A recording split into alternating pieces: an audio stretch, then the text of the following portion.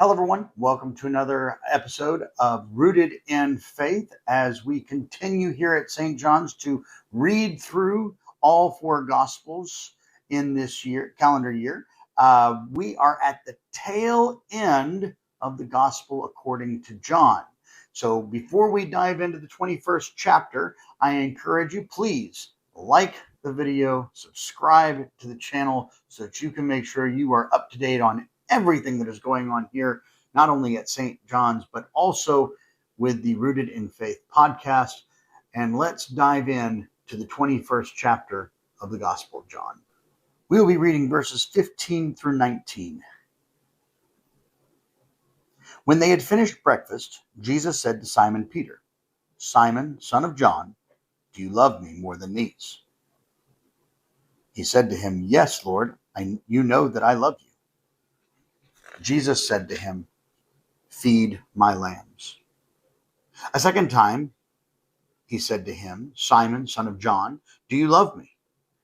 He said to him, "Yes, Lord, you know that I love you." Jesus said to him, "Tend my sheep." He said to him the third time, "Simon, son of John, do you love me?" Peter felt hurt because he said to him the third time, "Do you love me?" And he said to him, "Lord, you know everything. You know that I love you." Jesus said to him, "Feed my sheep. Very truly, I tell you, when you were younger, you used to fasten your own belt to go wherever you wished. But when you grow old, you will stretch out your hands, and someone else will fasten a belt around you and take you where you do not wish to go." He said this to indicate the kind of death by which he would glorify God. And after this, he said to him, "Follow me." I love how the Gospel of John ends with the redemption of Peter. The Gospel of John could have very simply ended with Jesus appearing to the 12 and the rest of the disciples and the redemption and the faith building of doubting Thomas.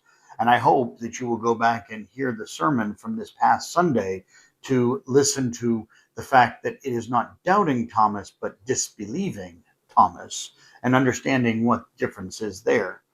But the Gospel of John could have very easily ended there with Thomas being reclaimed into the believing brotherhood and sisterhood of the Christian faith.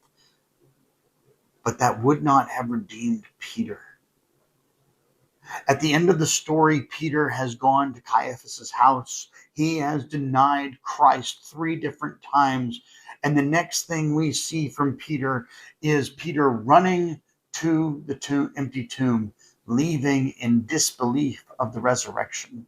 And while we certainly have the story in the 20th chapter of Jesus appearing to all the disciples, to which Peter must have been part of, and therefore must have been part of the believers of the resurrection of Christ, there had not been a time for Peter to be saved from his disassociation with Christ in his time of trial and fear.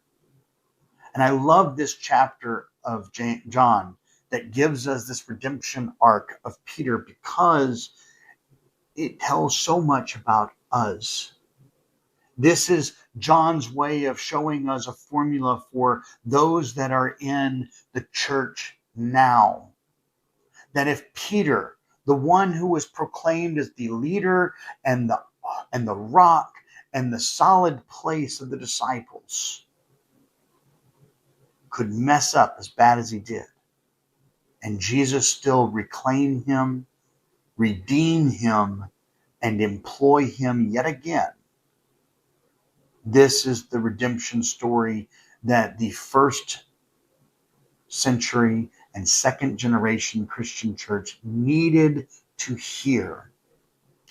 And I believe that this is the redemption story that we in 2026 also need to hear in order to truly understand the depths of Jesus' love, the depths of his salvation, and how he is going to redeem us, though we may falter and fall as much today as we did yesterday, and as much tomorrow as we did today, and how Jesus still comes to us and asks the same question that he asks Peter.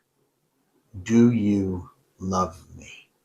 What he wants to know is, at the crux of all things, does he truly wish and desire a relationship with Christ? Does he truly love Christ? He understands that we will make mistakes. He understands that Peter made mistakes. But he is willing to forgive those mistakes and employ him yet again. Now, in this passage, Jesus has come to the disciples as they are fishing on the sea.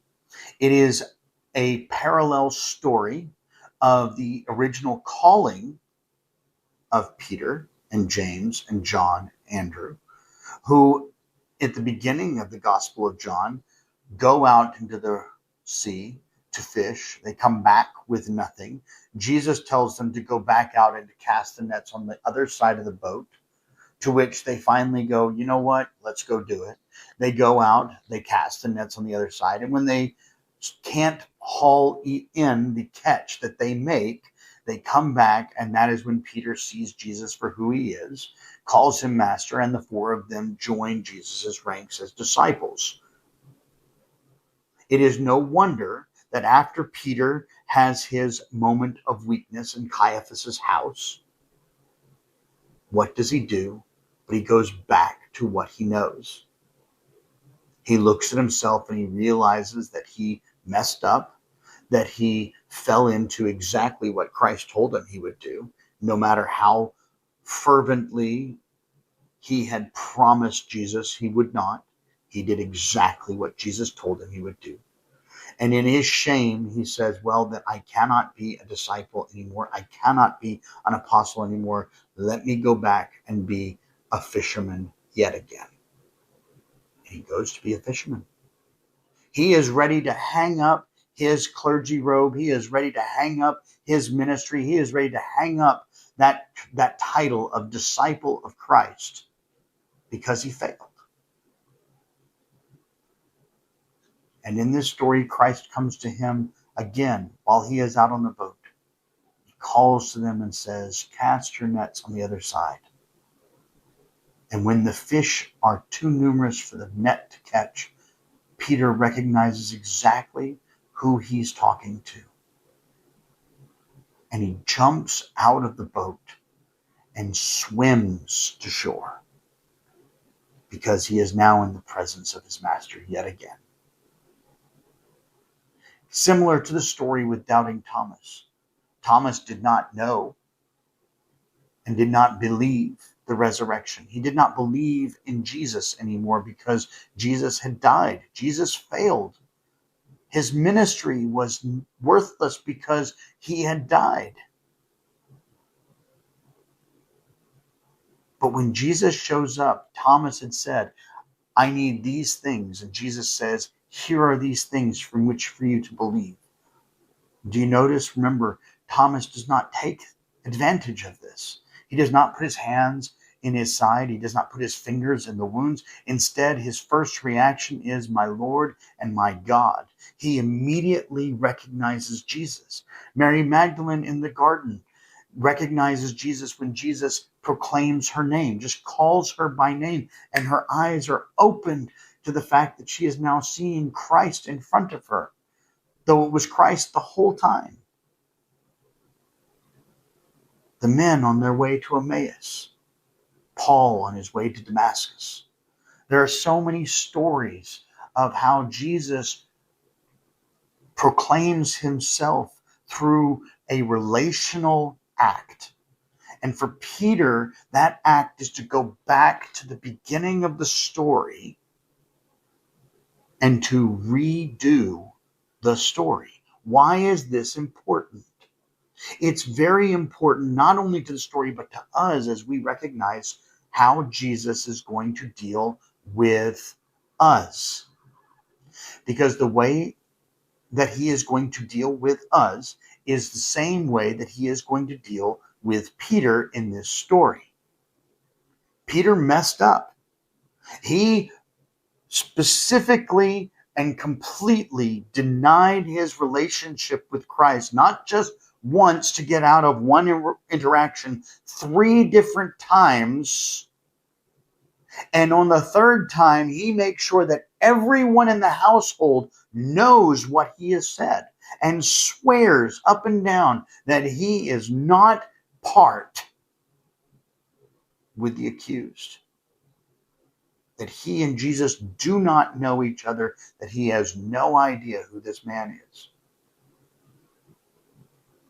In his shame, in his degradation, and in his failure, he goes back to his original place, casting the net for fish. So what does Jesus do? He goes back to the first story too. He goes back to the beginning. And he tells Peter to cast the net on the other side. But this time, Peter does not stay in the boat to make his way to shore and look at Jesus and go, "Who are you?" He knows exactly who Jesus is. And this proves to us, even more than the answers that Peter will give, that Peter loves and knows who Jesus really is. In his excitement, in his joy, in his love, he exits the boat immediately and swims to shore so that he can spend even half a second more with his master. But then we get the picturesque story of Jesus and Peter on the beach. After they have eaten their breakfast of fish, after they have taken time to assess where they are and talk about who they are and what they're going to do, Jesus then comes to Peter. "Peter, do you love me? Peter, do you love me? Peter, do you love me?" 3 times. Do you notice? This isn't just a literary tool by John. He wants us to understand that Jesus is going to redeem him the same amount of times that he failed. Each failure is going to be met with a salvific act and a redeeming act in Christ. Notice the servant in Caiaphas' house. "You were one of them. I don't know who you're talking about. Do you love me?" "Of course I love you." "No, I know you were part of that group. You were part of the 12. You were part of his group." "No, I don't know what you're talking about. I have never seen this man before." "Peter, do you love me?" "Of course I love you. I know you were part of that group, for I saw you with him." "I don't know what you're talking about. I swear that I do not know this man. I have never seen him before." "Peter, do you love me?" "Lord, you know all things. You know that I love you." John wants us to understand that even in Peter's weakness, Christ can still bring forth redemption. Christ is not going to shy away from the weakness. Christ is not going to shy away from the mistake, but he is going to redeem it. And in so doing, redeem Peter, and then employ Peter yet again to go forth and spread the gospel message. And he says the same thing to us. It doesn't matter what you've done. It doesn't matter where you've gone. It doesn't matter what mistakes you've made. It doesn't matter what sins you carry and bear. Christ comes to you and says, "I can forgive all of that. Do you love me?" And remember what John has been talking about his entire gospel. Love in this gospel means following. means adhering to his words and his sermons, to love others as you have been loved. So when Jesus asks Peter, "Do you love me?" it is not just a mere affection or a relationship. It is a statement of, "I will follow what you have called me to do." Jesus knows we are imperfect. Jesus knows that we are flawed. He knows that we are frail. He knows that we are weak because he helped make us. John's gospel is all about Christ's divinity. That Christ was there from the very beginning, from before time. That when the Genesis account says, "Let us make humans in our image," the us and the our are God the Father and Christ the Son and the Holy Spirit speaking with each other. That Christ was there before the humans took their first breath because he was the one that helped them to breathe. And in so doing, he says, "I know exactly who you are, and at your core, do you love me? Because if you do, I will still redeem you, I will still love you, and I will still send you forth to be my disciple." This is what he says to Peter, and he says it to each and every one of us as well. And so I hope that as you read the 21st chapter of John, you are inspired with that kind of hope, with that kind of love, and with that kind of redemption that only comes from Christ, who looks at you with all your scars, with all your mistakes, with all your flaws, and with all your frailty, and asks one simple question: "Do you love me?"